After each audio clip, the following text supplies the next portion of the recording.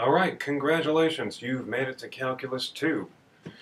So we're going to see this semester that we're really going to be focusing on something that's the inverse to the operation of differentiation, and that is something called integration. But to motivate integration, we're first going to talk about a couple of problems that are sort of analogous to the tangent line problem and the velocity problem that motivate differentiation. And so the first is a geometrical idea similar to the tangent line problem, and it's really the problem of finding areas. And this is a problem that goes back to the Greeks and beyond, I suppose. So one method that people, the ancients, came up with, definitely Archimedes knew of this method, of finding the area of a shape such as a circle, was to use something called the method of exhaustion. And the idea was to approximate a circle by a shape that you can actually compute the area of, and then get a better and better approximation by sort of filling up the area with better and better shape that you can actually compute the area of. So, for example, one possibility is to approximate a circle by regular polygons of more and more sides. And if you keep adding a side on, eventually your regular polygon is going to look more or less like the circle, so its area should be close to that of the circle. So we start with a triangle, and we see that its area, this is a circle of radius 1, whose area we know to be pi, 3.14 whatever. So if I just inscribe a triangle in there, I get 1.299. Okay, kind of far away. If I put a square there, I get 2. A pentagon, I get 2.378, and a hexagon, I get 2.598. Okay, let's see what happens as we increase the number of sides. So now I have drawn a regular n-gon inscribed in the unit circle. And so one thing you can always do with a regular n-gon is you can always cut it up into n equal triangles starting at the center of it, and drawing a line from the center to each of its corners. And this gives you a bunch of triangles which meet at the center, and this angle at the center for each of them is equal to 2 pi over n, the 2 pi radians of the circle divided by the n triangles we see here. Now, if you do a little bit of sort of messing about in trigonometry and geometric considerations, you can find that each of these n triangles has area equal to sine of pi over n times cosine of pi over n. Then the regular n-gon, since it consists of n distinct triangles non-overlapping of this area, its area is n times sine of pi over n times cosine pi over n. Now, as we let n go to infinity, this regular n-gon is going to fill up the entire circle, and it will actually approach a number that we're familiar with. N times sine of pi over n turns out to approach the number pi.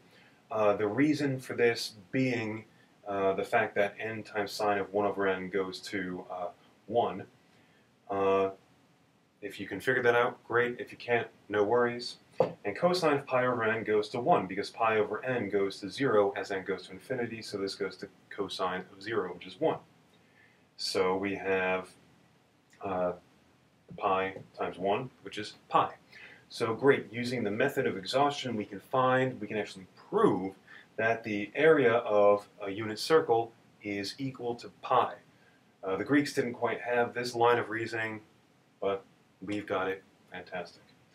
Just to give you an idea of how quickly or not quickly this particular method actually gives you the correct value of pi, let me notice that the regular 100-gon, if you go through this process, if you plug in 100 into that formula for the area of the 100-gon, you get 3.13952. So it's close to 3.14, but not quite there. If you go up to a regular 1,000-gon, 1,000 sides, you get 3.1415. Great, the first 4 digits after the decimal place are correct. But then you get a 7. If you go up to a regular 10,000-gon, you get the next digit. Actually, I think it even goes 1 or 2 more digits beyond that, but you get pretty close to pi. Let's try an example. So let's estimate the area between the x-axis and the curve y equal to x squared for values of x between 0 and 1. I've drawn the region right here. This is what we're looking at. There's y is equal to x squared. From 0 to 1, below y equal to x squared, above the x-axis. So we're going to try to approximate this area by shapes that we can find the area of easily. And we could try triangles or other polygons, but the easiest thing really to do is to use rectangles. Rectangles have a very simple formula for their area, base times height. So the base of these rectangles is going to lie along the x-axis. And in fact, we're going to subdivide the x-axis into a bunch of equal-sized pieces. And each of those pieces is going to be the base of a rectangle. How do we determine the height of the rectangle? Well, we're going to choose a point on the curve to be the height of the rectangle. Specifically, for each rectangle, we're going to let the height be equal to the value of the function at the right endpoint of the base. So I've taken the interval from 0 to 1 here. I've cut it up into 4 equal pieces to get 4 rectangles. So the bases are from 0 to 1/4, 1/4 to 1/2, 1/2 to 3/4, and from 3/4 to 1. So each has base equal to 1/4. The height I obtain by looking at the right endpoint of each interval, and I see the value of the function. So the value of the function at 1/4 is 1/4 squared, at 1/2 is 1/2 squared, 3/4 is 3/4 squared, and at 1 it's 1 squared, which is 1. So I draw rectangles of those heights, and this area that's shaded in is going to be my approximation. And I plug it in, I get the area of each rectangle is 1/4, which is the base, times the value of the function, which is the height. So 1/4 times 1/4 squared, plus 1/4 times 1/2 squared, plus 1/4 times 3/4 squared, plus 1/4 times 1 squared is equal to 0.46875. Let's think about this for a second. This is clearly not an exact value of the region under this curve. We've overestimated because the way I drew the rectangles, they're sitting above the curve. Well, at the very least, I can say that the area under this region is less than 0.46875. But what can we do about finding, say, a lower bound for the region? Well, what if we take instead the left endpoints? So let's see what happens if we do that. So this time, I've taken rectangles again, each of base equal to 1/4, but the height of the rectangles I'm determining by looking at the left endpoint of each interval. So for the first interval, I'm looking at 0 and taking the value of the function there, which is 0. At the second interval, I'm looking at the left endpoint, which is 1/4, and I'm looking at the value of the function there, which is 1/4 squared, etc. So now I've got these 4 rectangles. This first one is really barely a rectangle because it doesn't have any height. Its height is 0. In any case, this is what we get. So now I figure out the areas of the rectangles. 1/4 times 0 squared, plus 1/4 times 1/4 squared, plus 1/4 times 1/2 squared, plus 1/4 times 3/4 squared. This adds up to 0.21875. So now we have a lower bound for this area. This area right here is between 0.21875 and 0.46875. Great.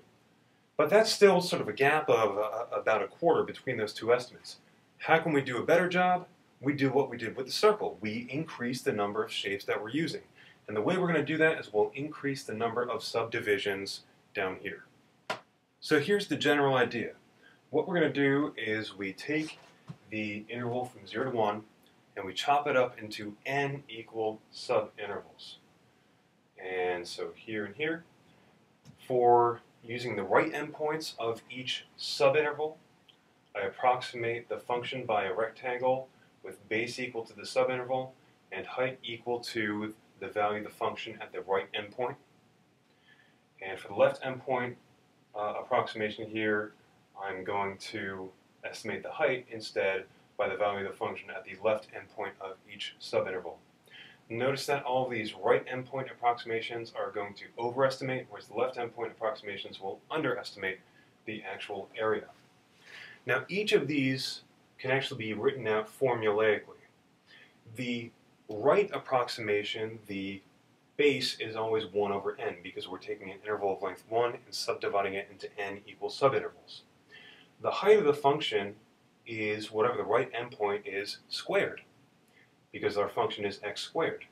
Now the endpoints you can think about for a second are going to be, the right endpoints are 1 over n, 2 over n, 3 over n, 4 over n, etc. We just start at 0 and we add 1 over n each time to get to the next right subinterval. So the heights are going to be 1 over n squared, 2 over n squared, 3 over n squared, etc., all the way up to n over n squared for the right endpoints. The left endpoints start at 0 and go all the way up until n minus 1 over n, which is the last left endpoint. So I get 1 over n times 0 over n squared plus 1 over n times 1 over n squared plus all the way up to 1 over n times n minus 1 over n squared. Now I plug in some values of n that are getting bigger and bigger and bigger. And I took powers of 4. Why? Why not? So we have our original approximations of 4 from the right endpoint approximation. We had 0.4688. From left, 0.2188. It's a pretty big gap between those.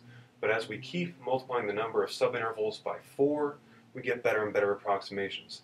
The right endpoint approximations are getting closer and closer to what looks like 0.3334, and the left endpoints to 0.3332, and if we keep going, we'll see that they actually get closer to 0.333333, which is about a third.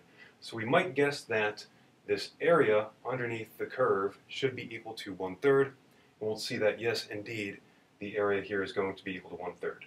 But this is the basic idea of approximating an area using rectangles. Here is your first question. Estimate the area underneath the curve y equal to 1 over 1 plus x squared above the x-axis, and for x between -1 and 1 using 6 subintervals, and you can use either the right or the left endpoints. Just choose left or right, whichever, and go for it. Great. And mimic what we did in the previous example.